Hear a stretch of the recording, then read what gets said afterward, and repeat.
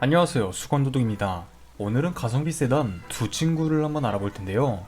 이 친구들이 어디 크게 못나거나 상품성이 떨어진다기보단 사람들에게 좀 안 좋게 인식이 박혀버려서 가격이 이렇게 된 것인데, 생각보다 가성비가 정말 좋은 친구들이니 영상을 참고하셔서 구매에 도움이 되었으면 좋겠습니다.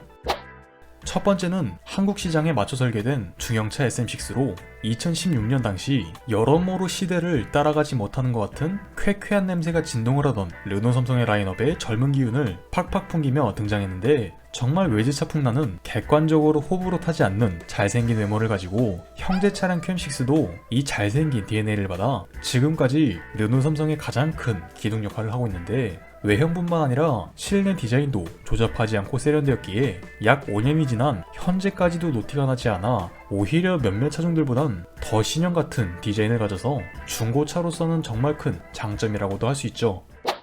하지만 이 친구는 잘생기면 무조건 잘 팔린다, 이걸 깨준 차량이기도 한데요. 국내 소비자들은 아무래도 차량을 고를 때 디자인을 제일 먼저 보기 때문에 처음에는 쉐보레 말리부와 함께 소나타 다음으로 가는 중형차 시장 2위 다툼을 열심히 했는데, 중형차임에도 유일하게 후륜에 준준형급 아반떼에나 들어가는 토션빔이란 서스펜션을 탑재해서 비교적 좋은 내구성과 단단함, 길게 봤을 때 유지비용이 적게 들어가는 장점은 있지만 결정적으로 중형차에서 가장 중요한 승차감과 운동신경이 경쟁차종보다 못하니 너무나 큰 아킬레스건이었습니다. 물론 일각에선 세팅만 잘하면 큰 상관없다 이렇게 이야기하지만 구조적인 한계는 분명하다고 생각이 드는데요. 물론 이건 르노그룹의 방침이니 왜 고집 부리면서 계속 토션빔을 넣냐 이런 말이 통하진 않지만, 최근 모델들은 여러 튜닝을 통해 승차감과 운동신경이 훨씬 나아졌다고 하니 그나마 다행이라고 생각하고, 부가적인 단점으론 공조기, 내비게이션,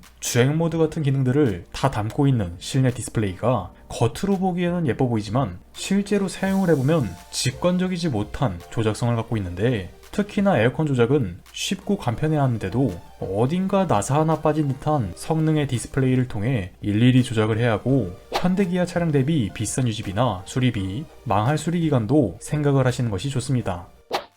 이 친구의 장점은 외형 말고도 분명히 있는데, 당시 동급 중형차들보다 구성이 좋은 기본 등급부터 스마트키를 기본화했고, 지금은 좀 흔하게 보이지만 당시에는 찾아보기 힘들었던 실내 무드 등 앰비언트 램프, 안전 옵션인 긴급제동 시스템, 사각지대 경보 시스템, 헤드업 디스플레이 등등 체감이 정말 큰 옵션들을 가져 만족할 만한 구성을 보여주는데, 물론 이 또한 부족한 기본기를 예쁘게 포장하려 했다는 의견도 있지만 포장조차 못하는 어떤 회사를 생각하면 그나마 양반이라고 생각이 되고, 내가 이전에 중형차보다 B급인 차량을 탔었다면, 여러 차종들을 타보지 못했다면 그 기본기의 차이를 잘 모르기 때문에 어느 정도 저렴한 값에 덩치도 크고 옵션도 많은 예쁜 차량을 가질 수 있다는 것이 이 친구의 가장 큰 장점인데요.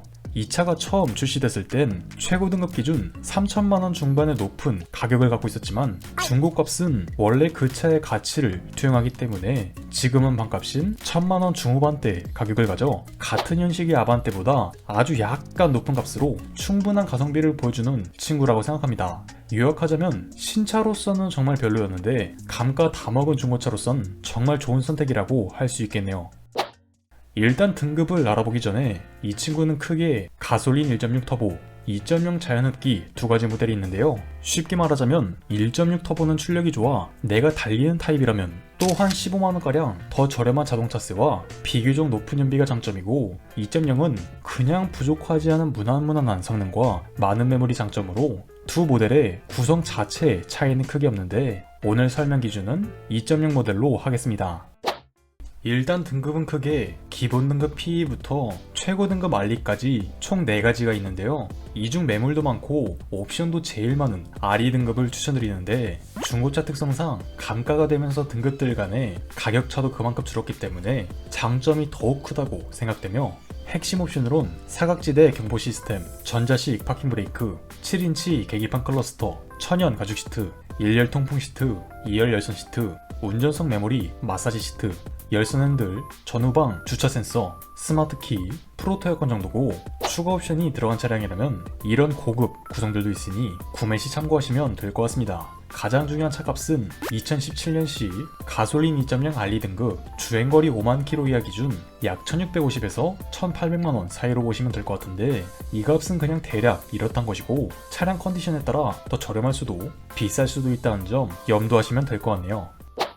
두 번째 친구는 현대에서 그랜저와 제네시스 사이의 소비자들까지 끌어모으려 출시한 아슬란인데요. 기존 그랜저를 나름 고급스럽게 보이려고 이리저리 다듬은 디자인과 제네시스만큼 좋은 옵션 사양으로 소비자들을 공략하려고 했습니다. 하지만 이 친구가 2014년도에 출시해 2017년도까지 3년밖에 안 되는 판매 기간을 가진 데에는 다 이유가 있는데요. 일단 핵심만 요약하자면 소비자 입장에서 봤을 때 그랜저와 제네시스 사이의 틈새 시장을 노린 것이 아닌 그랜저를 조금만 손봐서 비싸게 팔아먹는다는 이미지가 박혀 있었고, 이 정도 급의 차량을 고민하는 사람들은 돈 한 푼이 아쉬워서 제네시스 살 거 아슬란 사고 뭐 그러진 않잖아요. 그냥 비싸도 좋은 거 사고 말지. 아무튼 크게는 이렇게 볼 수 있고, 부가적으로 전면부가 LF 소나타랑 정말 흡사해서 차를 잘 모르는 사람들은 충분히 소나타로도 볼 수 있다는 점도 있습니다. 하지만 항상 인기가 없던 차량들은 중고차 값이 정말 착하기 때문에 가성비가 좋다는 장점과 차량 전면 유리에 주행 정보를 투영해주는 헤드업 디스플레이, 스마트 트렁크, 천연 가죽 시트, 12개의 프리미엄 스피커 등등 고급 차량에 걸맞는 편의 옵션들이 기본 등급부터 꽉꽉 채워졌으며, 가장 큰 장점으론 그래도 이 차가 중년층 이상을 목표로 만든 차량이기 때문에 정숙성이 상당히 좋고 3300cc의 높은 배기량으로 치고 나가는 힘 또한 충분하기 때문에 기본기 자체는 만족스러울 것이라 생각이 되며, 개인적으로 제일 좋았던 부분은 현대 차량임에도 비교적 길바닥에 몇 대 안 굴러다니는 차종이기 때문에 특별한 차량을 원하신다면 제격이라고 볼 수 있습니다. 이제 등급을 알아보기에 앞서 3.0이냐 3.3이냐를 먼저 고민해야 하는데, 3.3 모델은 3.0 대비 분명 유의미한 출력 향상을 보이고 자동차세는 2015년식 기준 연 5만원가량 더 비싸며 연비는 사실상 거의 차이나지 않고 고배기량 모델이라 인기가 더 없어 중고차 값이 비슷하거나 오히려 더 저렴하다는 면에서 확실히 매력적인 선택이라고 생각이 되어 추천드리는데요. 등급은 크게 기본 등급 모던, 중간 등급 프리미엄, 최고 등급 익스클루시브 세 가지로 나뉘어 있습니다. 그리고 그중 가장 인기가 있던 프리미엄과 익스클루시브 둘 중 고르면 되는데, 프리미엄 등급은 후측방 경보, 메모리 시트, 4.6인치 클러스터가 추가되고, 익스클루시브는 여기에 전자제어 서스펜션, 렉시콘 프리미엄 사운드, 전방 충돌 경보 같은 안전사양, 뒷좌석 후방 커튼 등 확실히 프리미엄 사양들이 대폭 추가되는데요. 물론 그만큼 차값도 크게 상승하는데, 무사고 2015년식 3.3, 주행거리 10만 킬로 이하 차량 기준으로 프리미엄 등급이 대략 1700에서 1900만원 사이, 익스클루시브 등급은 약 1900에서 2100만원 사이로 보시면 될 것 같습니다.